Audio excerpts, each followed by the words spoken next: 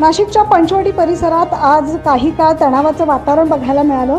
एका विशिष्ट समाजाच्या विरोधात एक आक्षेपार्ह पोस्टर हे मध्यरात्रीच्या सुमारास एका व्यक्तीच्या घराबाहेर टाकण्यात आले होते। त्यामुळे या समाजाने सकाळी 8 वाजेपासून पंचवटी पोलीस स्टेशन, दिंडोरी नाका या परिसरात तीव्र आंदोलन करत रास्ता रोको केला। त्यामुळे पंचवटी परिसरातील दुकानं देखील काही काळ बंद होती।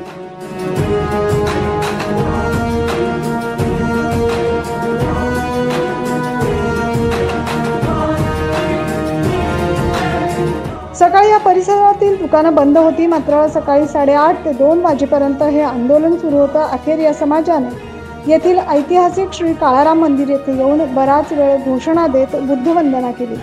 पोलिसांच्या विनंतीवरून हे आंदोलन यावेळी स्थगित करण्यात आलं। आंदोलनकर्त्यांची मागणी होती की या घटनेतील आरोपींना आमच्या ताब्यात द्या अथवा त्यांच्यावर कडक कारवाई करा।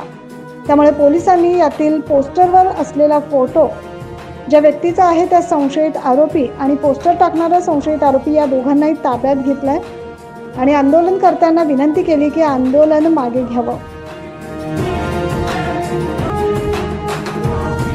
दरम्यान या घटनेचे पडसाद शहरभर उमटत होते आणि अनेक ठिकाणी अफवा देखील पसरत होत्या की हा परिसर बंद आहे। तो परिसर बंद, मात्र पंचवटी सोडून कुठल्याही ठिकाणी हे आंदोलन घडले नाही आणि कुठल्याही प्रकारचा अनुचित प्रकार देखील घडलेला नाही।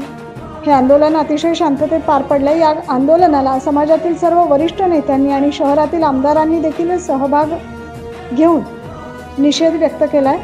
हा निषेध केवळ घोषणाबाजीने न करता तर अनेकांनी सोशल मीडियावर देखील पोस्ट व्हायरल करून निषेध व्यक्त केलाय। शहरात शांतता राहावी अशी सर्वांनी इच्छा व्यक्त केली आहे।